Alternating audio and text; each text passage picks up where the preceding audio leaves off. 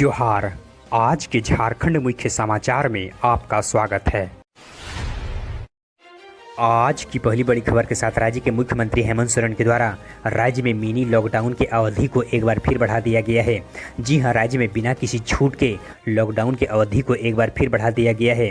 अब राज्य में 1 जुलाई 2021 के सुबह 6 बजे तक मिनी लॉकडाउन जारी रहेगा। आपदा प्रबंधन प्राधिकार की बैठक में मुख्यमंत्री हेमंत सोरेन ने कहा कि राज्य में कोरोना संक्रमण का खतरा अभी टला नहीं है।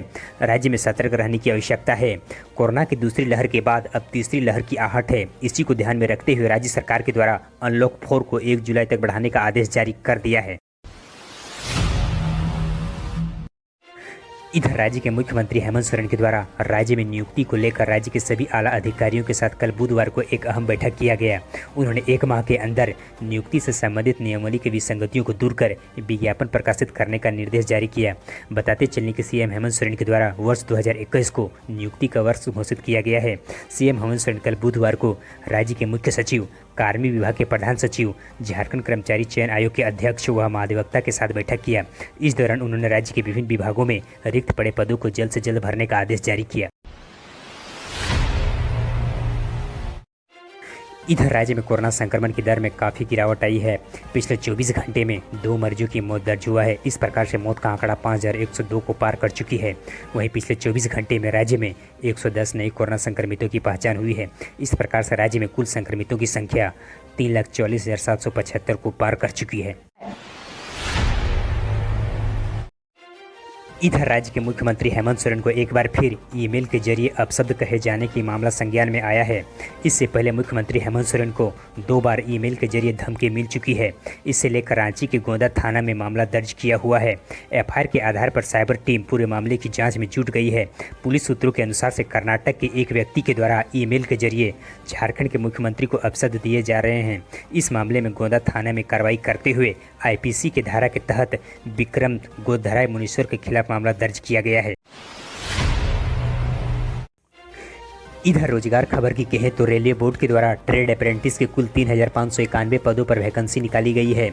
इसके तहत fitter, welder, Turner, machinist, electronics आदि पदों पर नियुक्ति की जानी है।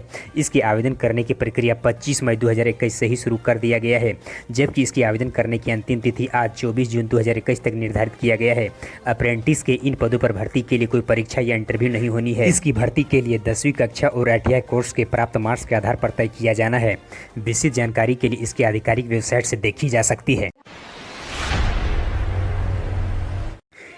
इधर झारखंड अभिभावक संघ के अध्यक्ष अजय राय ने राज्य के सभी स्कूलों का आग्रह करते हुए कहा कि राज्य सरकार का आदेश जो पिछले साल 25 जून 2020 को निकाला गया था वह आज भी प्रभावी है। इसी को देखते हुए राज्य के स्कूल ट्यूशन फी के अलावा राज्य के अभिभावकों से किसी भी प्रकार के अन्य फी ना वसूलें।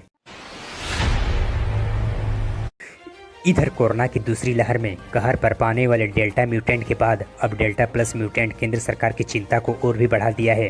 केंद्र सरकार के द्वारा इसे लेकर सभी राज्य सरकार को अलर्ट भी जारी कर दिया गया है। इसके साथ ही केंद्र सरकार के द्वारा झारखंड को भी सावधान रहने का विशेष एहतियात बरतने का हिदायत दिया गया है। राज्य सरकार को भेजे गए पत्र में केंद्र सरकार ने आग्रह किया है कि डेल्टा प्लस के कारण तीसरी लहर के आने वाली संभावना को जताते हुए रोकथाम के उपायों पर जोर देने का हिदायत दिया गया है। साथ ही केंद्र सरकार के द्वारा झारखंड को व्यापक स्तर पर कोविड जांच कराने के साथ साथ वैक्सीनेशन प्रक्रिया को भी तेज करने का हिदायत दिया गया है। इधर हजारीबाग जिले के बड़कागांव विधायक अंबा प्रसाद के द्वारा सड़क मरम्मती कार्य के दौरान जेसीबी मशीन चलाई गई। इसका वीडियो सोशल मीडिया पर काफ़ी वायरल हो रही है। महिला विधायक की जेसीबी चलाने पर इसकी चर्चा इलाके पर खूब हो रही है, लेकिन इसके साथ साथ इस पर कई सवाल भी उठ रहे हैं। अंबा प्रसाद की तरफ जेसीबी चलाने की ट्रेनिंग कब लिया गया? हेवी कमर्शियल व्हीकल का लाइसेंस उसने लिया कि नहीं? अगर लाइसेंस नहीं तो फिर उन्होंने जेसीबी कैसी चलाई? आदि जैसे विभिन्न सवालें जनता में लगातार तूल पकड़ती जा रही है।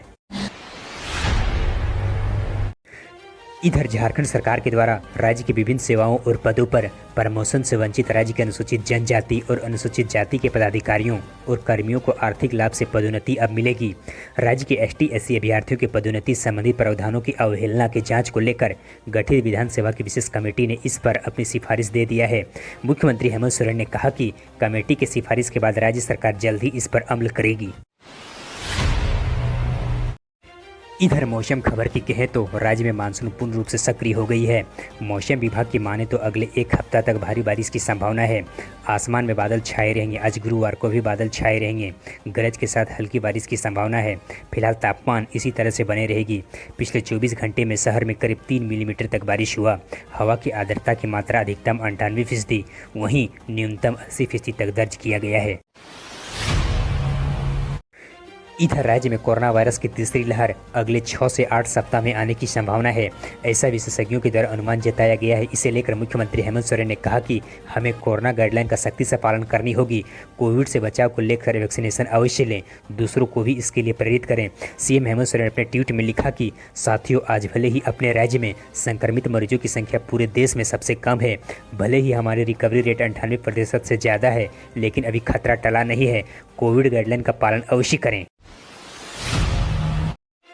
इधर राज्य के सत्ताधारी दल झारखंड मुक्ति मोर्चा के द्वारा अपनी सत्ता आने पर राज्य के 5 लाख युवाओं को नौकरी देने का बड़ा वादा किया गया था। चालू वर्ष को नियुक्ति का वर्ष भी घोषित कर दिया गया था। अब यही स्लोगन राज्य सरकार को भारी पड़ रही है। झारखंड की युवा रोजगार की मांग को लेकर लगातार ट्विटर अभियान चला रहे हैं। झारखंडी युवा मांगे रोजगार हैशटैग 21 जून से ट्विटर अभियान चलाई जा रही है। राज्य के बेरोजगार युवाओं के द्वारा यह अभियान 3 जुलाई तक चलाया जाएगा। यह ट्विटर अभियान लगातार ट्रेंड पर चल रही है। इधर केंद्र सरकार के द्वारा कोरोना को हराने को लेकर तेजी से मुहिम चलाई जा रही है। केंद्र सरकार सभी राज्यों को उसकी उन्नति के आधार पर उन्हें रैंक दे रही है। इसी क्रम में झारखंड को कोविड वैक्सीनेशन के लिए 19वां स्थान मिला है। वैक्सीनेशन में इतना नीचे स्थान रहने के बाद राज्य सरकार के द्वारा केंद्र सरकार पर जमकर खिंचाई किया गया और कई सवाल भी पूछे गए।